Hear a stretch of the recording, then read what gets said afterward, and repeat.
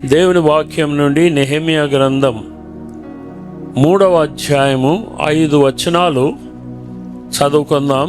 ప్రధాన యాజకుడైన ఎల్యాషీబును అతని సహోదరులైన యాజకులను లేచి గొర్రెల గుమ్మమును కట్టి ప్రతిష్ఠించి తలుపులు నిలిపిరి. అమ్మోయ గోపురము వరకును అనాన్యేలు గోపురము వరకును ప్రాకారమును కట్టి ప్రతిష్ఠించిరి. అతని ఆనుకొని ఎరికో పట్టణపు వారు కట్టిరి. వారిని ఆనుకొని ఇమ్రీ కుమారుడైన జక్కూరు కట్టెను. మత్స్యపు గుమ్మమును అసేనాయ వంశస్థులు కట్టిరి. మరియు వారు దానికి దూలములను ఎత్తి తలుపులు నిలిపి తాళములను గడియలను అమర్చిరి. వారిని ఆనుకొని అక్కోజునకు పుట్టిన ఊరియా కుమారుడైన మెరేమోతును, వారిని ఆనుకొని మెషేజ్బేలునకు పుట్టిన బెరెక్యా కుమారుడైన మెషుల్లామును, వారిని ఆనుకొని బయానా కుమారుడైన సాదోకును, వారిని ఆనుకొని తెకోవీయులను బాగు చేసిరి. అయితే జనుల అధికారులు తమ ప్రభువు పని చేయ నొప్పుకొనకపోయిరి. ఇందులో ఒక మాట పదే పదే వచ్చింది. ఏంటండి ఆ మాట? Very good. ఆనుకొని. ఇక్కడ 38 మంది పేర్లు రాయబడినాయి ఈ 3వ అధ్యాయంలో. ఇప్పుడు అవన్నీ చదివితే బాగుండదని ఉట్టి 5 వచనాలే చదివినాం. ఆ పై నుండి క్రింద వరకు కూడా వారిని ఆనుకొని ఏం చేసినారు వీళ్ళు? యెరూషలేము పడిపోయిన ప్రాకారాన్ని తిరిగి కట్టినారు. చాలా పెద్ద ప్రాకారం. కేవలం 52 రోజుల్లోనే కట్టేసినారు. కారణం ఏమంటే ఇక్కడ ఒక టీం వర్క్ కనబడుతున్నది. కలిసి పనిచేసినారు, ఆనుకొని పనిచేసినారు, ఒక అండర్స్టాండింగ్తో పనిచేసినారు. అందరిలో ఒకే మనసు ఉన్నది. కాబట్టి వాళ్ళు 52 రోజుల్లో ఈ కోట ప్రాకారము కట్టగలిగినారు. మన ముందర కూడా ఒక పెద్ద దర్శనం ఉన్నది. 2030వ సంవత్సరంలో కనీసం 5,000 మంది ఉండాలని ప్రార్థన చేస్తున్నాం, ప్రయాసపడుతున్నాం. అది కష్టమైన పని కాదు. నేను తలంచినంత వరకు అది కష్టమైన పని కాదు. ఎప్పుడు అంటే బేతేల్ సెల్బే చర్చ్లో ఉన్న ప్రతి వ్యక్తి కూడా ఒకరిని ఆనుకొని ఒకరు పని చేస్తే డెఫినెట్గా అది నెరవేరుతుంది. అయితే కలిసి మనం పనిచేయాలంటే మీకు ప్రోత్సాహకరంగా కొన్ని మాటలు చెప్తాను, దయచేసి జాగ్రత్తగా వినండి. ఈ 38 పేర్లు ఎందుకు బైబిల్ గ్రంథంలో వ్రాయబడ్డాయి? ఎవరైనా చెప్పగలుగుతారా? ఎందుకు రాసినాడు పరిశుద్ధాత్మ దేవుడు ఈ 38 మంది పేర్లు? ఎవరెవరు కోట గోడ కట్టినారో వాళ్ళందరి పేర్లు అన్నమాట బైబిల్లో రాయబడినాయి. ఎందుకు రాయబడ్డాయి? ఏమనుకుంటారు మీరు?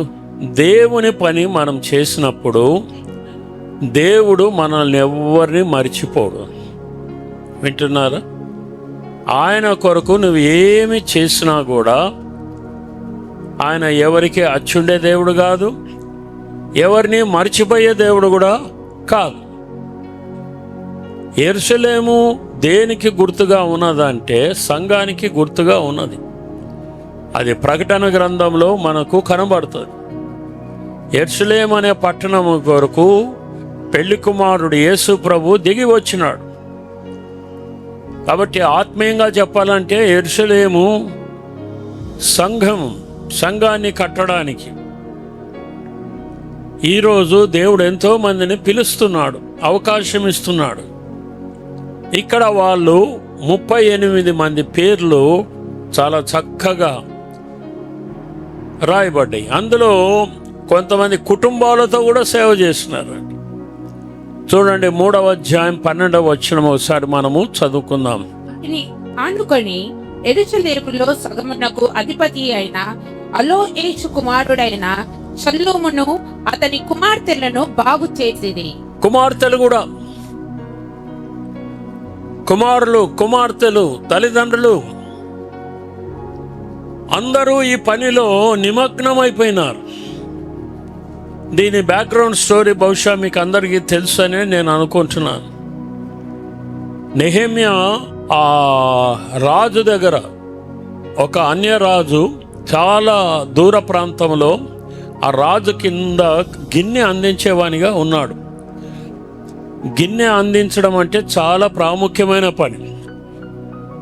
ఎందుకంటే రాజు ఏదైనా తినాలన్నా తాగాలన్నా ముందు ఈయన రుచి చూడాలి. రాజులకు లోపలే శత్రువులు ఉంటారు, రాజును చంపాలని చూస్తుంటారు.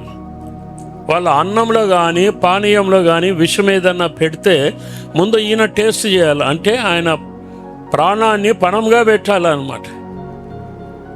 కాబట్టి నెహెమ్యా పనిచేస్తున్నప్పుడు ఆయన సోదరుడు మరికొంతమంది యూదులు యెరూషలేము నుండి వచ్చి అక్కడ పడిపోయిన ప్రాకారాల గురించి, ఆ కాలిపోయిన మందిరం గురించి, ప్రజలందరూ కూడా చెదిరిపోయినారు, కొంతమంది మాత్రమే శేషము మిగిలినారు, వారు కూడా చాలా బాధలో ఉన్నారని చెప్పినప్పుడు నెహెమ్యా వెంటనే దుఃఖంతో ఉపవాసం ఉండి మరి అన్నపానీయములు తీసుకోకుండా ఏడుస్తూ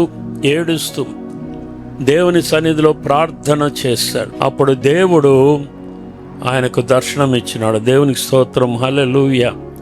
నువ్వు వెళ్ళి ఆ పడిపోయిన ప్రాకారాలను కడతావు. దర్శనం అనేది ఎప్పుడు ఎట్లా వస్తుంది అంటే ప్రార్థనలోనే వస్తుంది. దేవునికి స్తోత్రం, హల్లెలూయా. చెప్పండి, దర్శనం ఎట్లా వస్తుంది? ప్రార్థనలో. ఎవరి గురించి ప్రార్థన చేయాలి? నా గురించి చేసుకునేది సరైన దర్శనం కాదు. ప్రభా, నాకు ఇల్లు కావాలి నాయనా, నాకు విల్లా కావాలి నాయనా, నాకు మంచి కారు కావాలి నాయనా, నాకు మంచి పేరు కావాలా ప్రభా,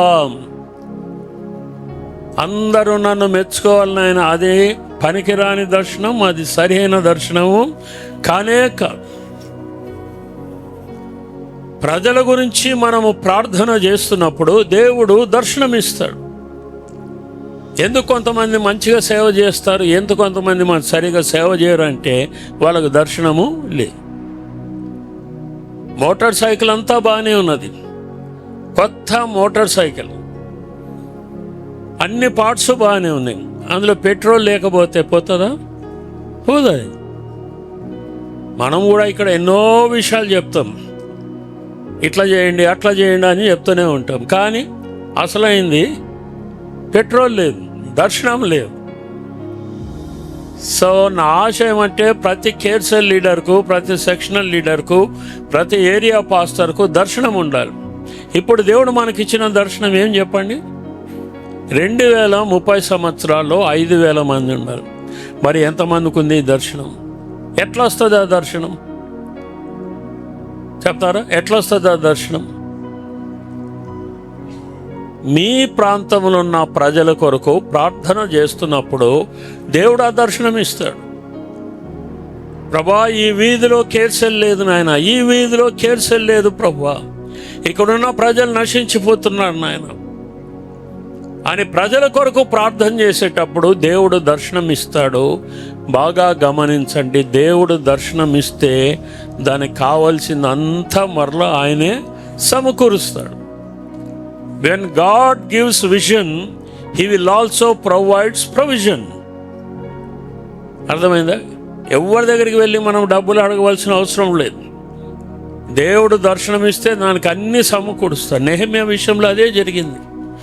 ప్రార్థన చేస్తున్నప్పుడు దేవుడు దర్శనం ఇచ్చినాడు. తర్వాత రాజు దగ్గరికి పోయినాడు. నాకు లీవ్ కావాలా రాజా అని అన్నాడు. ఎన్ని రోజులు నాయన అని అడిగిన. ఎన్ని రోజులు అంటే 1 year, 12 నెలలు నాకు లీవ్. ఆశ్చర్యం, ఎవరు ఇయ్యరు అంత లీవ్. తర్వాత మా కోట ప్రాకారాలు కట్టడానికి కావలసిన సామాగ్రి అంతా ఇవ్వాలి ప్రభు. వెంటనే శాంక్షన్ చేసేసాడు. ఇంకా నెహెమ్యాతో పాటు సైన్యాధిపతులను, బంట్రౌతులను కూడా పంపించినాడు, గుర్రాలు పంపించినాడు. ఎవరి నెహెమ్యా? ఒక బానిస అబ్బాయి. గమనించినారా? దేవుడు ఎన్నికైన వారిని సిగ్గుపరచడానికి ఎన్నిక లేని వారిని ఏర్పాటు చేసుకుంటాడు.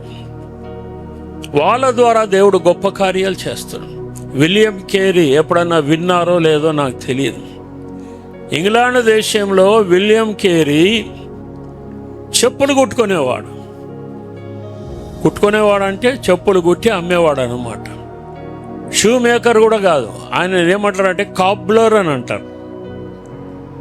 అయితే ఇండియా మ్యాప్ పెట్టుకొని ఇండియాలో ఉన్న ప్రజల కొరకు భారంతో ప్రార్థన చేస్తున్నాడు.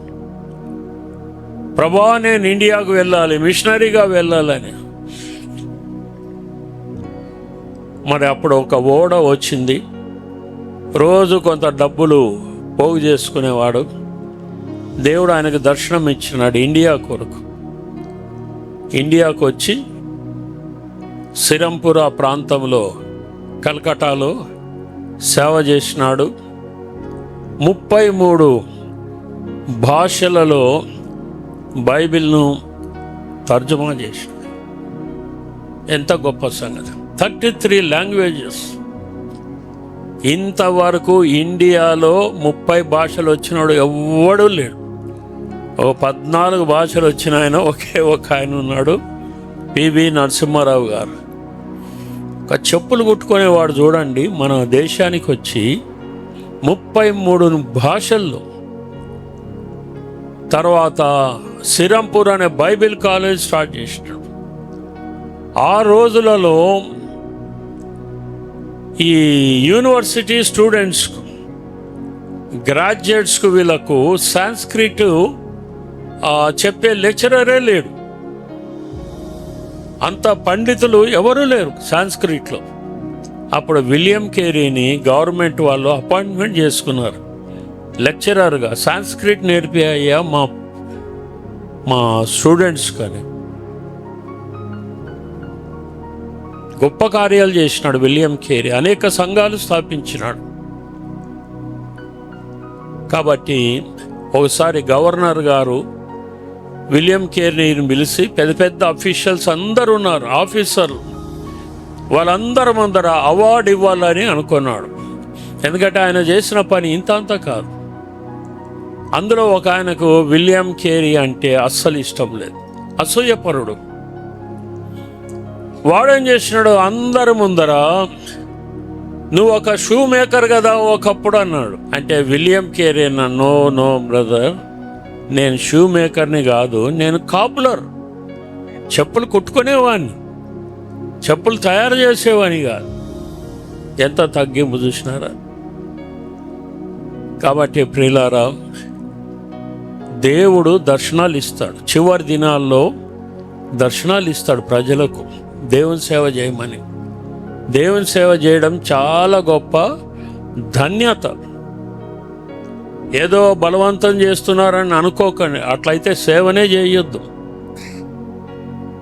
అందరికీ దేవుడు అవకాశాలు ఇస్తున్నాడు. మన సంఘంలో ఉన్నటువంటి అవకాశాలు నేను అనుకుంటే ఇక ఏ సంఘంలో కూడా ఉండవు. దేవుడు నీకు తలాంతులు ఇచ్చినాడు, వరములు ఇచ్చినాడు. పాస్టర్లకే దేవుడు తలాంతులు, వరాలు ఇస్తాడా? విశ్వాసులు కూడా ఇస్తాడా? చెప్పండి. విశ్వాసులు కూడా ఇస్తాడు. కానీ చాలామంది పాస్టర్లు విశ్వాసులను వాడుకోవడం లేదు. 2 కొరింథీ పత్రిక 4వ అధ్యాయం 7వ వచనం ఒకసారి చదువుకుందాం. అయినను ఆ బలాధిక్యము మామూలమైనది కాక దేవునిదే అయి ఉండునట్లు మంటి ఘటములలో ఈ ఐశ్వర్యము మాకు కలదు. సరే, మంటి ఘటములలో ఈ ఐశ్వర్యము మాకు కలదు. మంటి ఘటములు అంటే ఏంటి? శరీరం. ఇది మన్ను. అందుకే మనం చచ్చిపోయినాక మంటికి మన్ను, దుమ్ముకి దుమ్ము, ధూళికి ధూళి అని వేసేస్తుంటాం. ఈ మంటి ఘటాలలో దేవుడు ఐశ్వర్యాన్ని ఉంచినాడు. ఏంటి ఐశ్వర్యం? తలాంతులు, సామర్థ్యము, ఇంట్రెస్ట్. చెప్పండి అందరూ. తలాంతులు, సామర్థ్యము, ఇంట్రెస్ట్ అందరిలో కూడా దేవుడు పెట్టినాడు. కొంతమంది వాటిని వాడుకుంటున్నారు, కొంతమంది వాటిని వాడుకోవడం లేదు. ఒక పాస్టర్ గారు 4 అబ్బాయిలను పిలిచి, అరే ప్రపంచంలో ఎక్కువ ఐశ్వర్యం ఎక్కడుందిరా అని అడిగినాడు. ఒకడన్నాడంటే అమెరికాలో ఉంది సార్ అన్నాడు. ఇంకోడేమన్నాడంటే చైనాలో ఉంది సార్ అన్నాడు. మూడోవాడు ఏమన్నాడంటే గల్ఫ్ కంట్రీస్లో ఉంది సార్ అన్నాడు. అయితే 4వ వాడు ఏమన్నాడంటే సమాధిలో ఉంది సార్ అన్నాడు. ఏంది సమాధిలో ఉండేది? దేవుడు పెట్టిన ఈ యొక్క ఐశ్వర్యం. నువ్వు దాన్ని దేవుని కొరకు వాడకపోతే నువ్వు చచ్చిపోయినాక సమాధిలోకి వెళ్ళిపోతుంది. నేను పాస్టర్లకు ట్రైనింగ్ ఇచ్చేటప్పుడు పదే చెప్తుంటే వాళ్ళకు, నువ్వు ఎవరైనా మీ సంఘంలో చనిపోయినప్పుడు సమాధి చేయడానికి సమాధి తోటకు వెళ్తావు. అక్కడ ఇంకా ఆ శవపేటిగా పెట్టకముందు ఆఖరిగా మూత తీస్తారు. ఎందుకు తీస్తారు? ఆఖరి చూపు చూడాలని కొంతమంది ఎక్కడో వస్తుంటారు. ఆగండి, ఒక్కసారి మేము ఆ ముఖం చూస్తాం, తర్వాత పెట్టేయండి అంటారు. తీరా వాళ్ళు వచ్చి చూసినాక ఆ పెట్టెను మూసేస్తారు. ఒకప్పుడు మేకులతో కొట్టి మూసేవాళ్ళు, ఇప్పుడేమో క్లిప్స్ పెట్టేస్తున్నాం.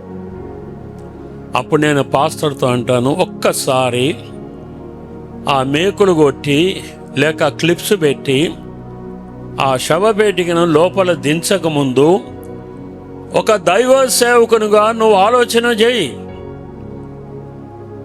ఆ చనిపోయిన వ్యక్తి యొక్క తలాంతులు, వరములు దేవుని రాజ్య వ్యాప్తి కొరకు వాడబడ్డాయా, వాడబడలేదా?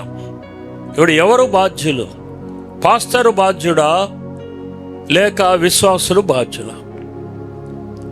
కొంతమంది విశ్వాసులకు దేవుని సేవ చేయాలని ఆశ ఉంటుంది, కానీ మెయిన్ లైన్ చర్చెస్లో వాళ్ళను వాడుకోరు. ఏమంటే మెయిన్ లైన్ చర్చెస్లో వాళ్ళను వాడుకోరు. సేవ చేయాలని ఆశ ఉంటుంది, వాక్యం చెప్పాలని ఆశ ఉంటుంది.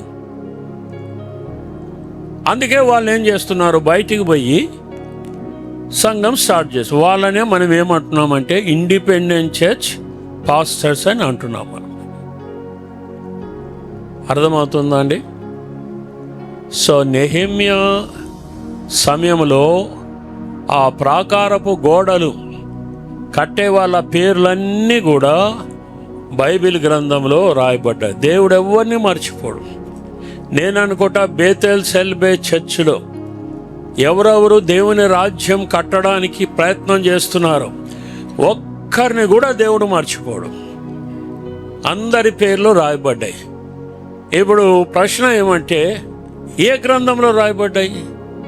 వాళ్ళ పేర్లేమో బైబిల్లో రాయబడ్డాయి, కానీ ఇప్పుడు సేవ చేస్తున్న వాళ్ళ పేర్లు ఏ గ్రంథంలో రాయబడతాయి? జీవ గ్రంథం. వెరీ గుడ్, బాగా చెప్పినారు. చూడండి, ఫిలిప్పీ పత్రిక 4వ అధ్యాయం 3వ వచనం చదువుకుందాం. అవును, నిజమైన సహకారి ఆ స్త్రీలు కెమెంతుతోనూ నా ఇతర సహకారులతోనూ సువార్త పనిలో నాతో కూడా ప్రయాస పడినవారు కనుక వారికి సహాయము చేయుమని నిన్ను వేడుకొనుచున్నాను. ఆ సహకారుల పేరులు జీవ గ్రంథమందు రాయబడి ఉన్నవి. దేవుని స్తోత్రం, హల్లెలూయా. సహకారులు నాతో పాటు సేవ చేసినారు, నాకు చేదోడు వాదోడుగా ఉన్నారు. అందుకే నేను ఇన్ని సంఘాలు స్థాపించగలిగినాను. కాబట్టి వాళ్ళ పేర్లు ఎక్కడ రాయబడ్డాయి అంటే జీవపు గ్రంథంలో రాయబడ్డాయి. ఇంతకాలం నేనేమనుకున్నాను, రక్షించబడిన వాళ్ళ పేర్లే జీవపు గ్రంథంలో ఉంటాయని నేను అనుకున్నాను. ఈ వారంలో దేవుడు నాకు బయలుపరిచింది ఏమంటే, ఎవరెవరు దేవుని సేవ చేస్తారో, ఆయన రాజ్యాన్ని కట్టడానికి ప్రయత్నం చేస్తే వాళ్ళందరి పేర్లు, ఈవెన్ వర్షిప్ టీం వాళ్ళ పేర్లు, సండే స్కూల్ టీచర్స్ యొక్క పేర్లు, మరి వంట చేసేవాళ్ళు కానీ సర్వింగ్ చేసేవాళ్ళు కానీ, దేవుడు ఎవరిని మర్చిపోవడానికి. ప్రశ్న ఏమంటే, నువ్వు దేవుని సేవలో పాల్గొంటున్నావా లేదా? నీకిచ్చిన తలాంతులను దేవుని రాజ్యం కొరకు ఉపయోగిస్తున్నావా లేదా? ఒక ఆయన భార్య ఎప్పుడు అడిగేదంట, ఏమండి చర్చికి పోదాం అంటే నాకు టైం లేదు అనేవాడు. పోనీ మన ఇంటి దగ్గరలోనే కేర్ సెల్ ఉందండి, అక్కడ పోదామంటే నాకు టైం లేదనేవాడట.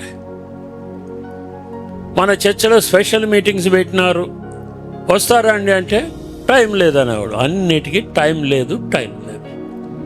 ఒకసారి వానికి క్యాన్సర్ వచ్చేసి, ఎట్లొచ్చిందో మొత్తానికి క్యాన్సర్ 3rd స్టేజ్కి వెళ్ళిపోయినాడు. హాస్పిటల్లో వేసినారు. ఇక పాస్టర్ గారు ఆయనను దర్శిద్దామని వెళ్ళినాడట. హలో, వింటున్నారు అందరూ? పాస్టర్ గారు ఆ వ్యక్తిని దర్శిద్దామని హాస్పిటల్కి వెళ్తే పాస్టర్ గారు 2 చేతులు పట్టుకొని ఏడుస్తూ అంటున్నాడంట, పాస్టర్ గారు, ఈ క్యాన్సర్ వ్యాధి నుండి నేను బాగుపడితే ప్రతి మీటింగ్కి వస్తాను పాస్టర్ గారు,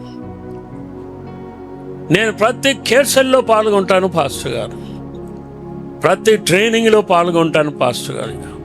ఇంతకుముందు ఏమైంది నాయన నీ బుద్ధి కదా? ఒక దెబ్బ కొడితే కానీ చక్కగా గారు. అట్లా విక్టరైజర్ గారు అని ఒక ఆయన ఉండరు. ఆయన భార్య, ఆమె ఆశయం అంటే ఆయన కూడా సంఘంలో వాడబడాలని. ఎంత ప్రార్థన చేసినా పట్టించుకునేవాడు కాదు, మందిరానికి వచ్చేవాడు కాదు. ఆయన ఆర్టీఓ ఆఫీసర్, మంచి ఆఫీసర్, బాగా డబ్బులు వస్తాయి. సో ఆఖరికి ఆమె ఏమని ప్రార్థన చేసింది అంటే, ప్రభువా, ఒక దెబ్బ కొట్టైనా సరే నా భర్తను రక్షించుకో, నీ సేవలో వాడుకో అని ప్రార్థన. అదే వారంలో ఈ కొత్తపేట దగ్గర నుండి నడుచుకొని వస్తున్నాడు, హార్ట్ అటాక్ వచ్చింది, డబక్కమని కింద పడ్డాడు.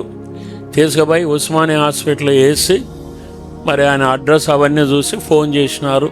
వీళ్ళందరూ హాస్పిటల్ పరిగెత్తుకొని పోయినారు.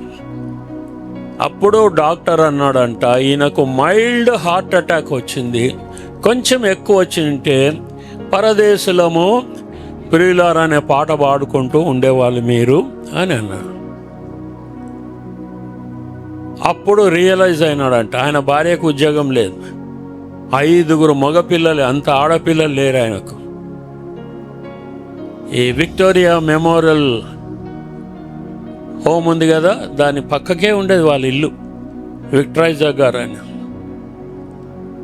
సో ఆయన కోలుకున్న తర్వాత నేను ఆయన కలిసి కొన్ని 100 గ్రామాలు తిరిగి దేవుని సేవ చేసినాం. దేవునికి స్తోత్రం, హల్లెలూయా. అంతకుముందు గుడికి రమ్మంటేనే వచ్చేవాడుగా. హార్ట్ అటాక్ వచ్చినాక ఒకవేళ నేను చనిపోయింటే నా భార్య పరిస్థితి ఏమయ్యేది, నా పిల్లల పరిస్థితి ఏమయ్యేది?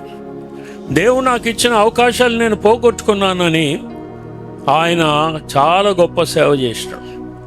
ఆయన పేరు విక్టరైజర్ గారు. కాబట్టి దేవుడు దెబ్బ కొడితేనే వస్తావా, లేకపోతే కాళ్ళు చేతులు అన్నీ మంచిగా ఉన్నప్పుడు వస్తావా? బైబిల్లో ఒక మాట ఉంది కదా, అందరూ తమ సొంత కార్యాలను చూసుకుంటున్నారు కానీ దేవుని కార్యాలు చూడడం లేదు. నిన్నేమో ఉద్యోగం మొదలుపెట్టి పూర్తిగా రమ్మని అనడం లేదు, కనీసం దశంభాగం ఇస్తున్నాము డబ్బులు. మరి సమయంలో దేవుని కొరకు దశంభాగం ఇస్తున్నామా? రోజుకు సమయంలో దశంభాగం ఇవ్వాలంటే ఎంత? 2.5 గంటలన్నా ఇవ్వాలి కదా, ఇస్తున్నామా? ఒకసారి మనము పరీక్ష చేసుకోవాలి. 52 రోజుల్లో మొత్తం ప్రాకారం కట్టేసినారండి. ఎందుకంటే ఒకరిని ఆనుకొని ఒకే దర్శనం. ఒకవేళ బీసీ సంఘంలో అట్లా మేమందరము దేవుని సేవ చేస్తాం, మేమందరము ట్రైనింగ్కి వస్తాం, మేమందరం కూడా కేర్ సెల్స్లో పాల్గొంటాం, మేమందరము ఆత్మలను సంపాదిస్తాం అంటే 5,000 ఏమి, ఇంకా 10,000 కూడా వెళ్ళిపోవచ్చు. ఈ క్రికెట్ గ్రౌండ్ ఒక్కటి చూపించేసి నేను ముగిచ్చేస్తాను. క్రికెట్ గ్రౌండ్లో 3 రకాల ప్రజలు. ఇది ఎన్నోసార్లు చెప్పినా మళ్ళీ కూడా చెప్తున్నాను నేను. మొదటి గుంపు ఎవరు చెప్పండి? 22 మంది ఎప్పుడు ఆడుతూనే ఉంటారు వాళ్ళు.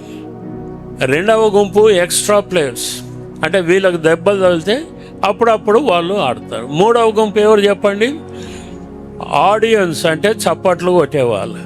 4 కొట్టినా చప్పట్లు కొడతారు, 6 కొట్టినా చప్పట్లు కొడతారు, అవుట్ అయిపోయినా బతుకంతా చప్పట్లు కొట్టడం. ఈ రోజుల్లో సంఘాలలో ఏ గుంపు ఎక్కువ మంది ఉన్నారు? చప్పట్లు కొట్టే గుంపు. ఇప్పుడు మన పని ఏంది? నా పని, ఏరియా పాస్టర్లు పని, సెక్షనల్ లీడర్స్ ఏం పని చేస్తున్నాం మేము? ఆ మూడో గుంపులో నుండి మిమ్మలను మొదటి గుంపులోనికి తీసుకురావాలి. అదే మా పని. నీ పేరు జీవ గ్రంథంలో రాయబడాలి.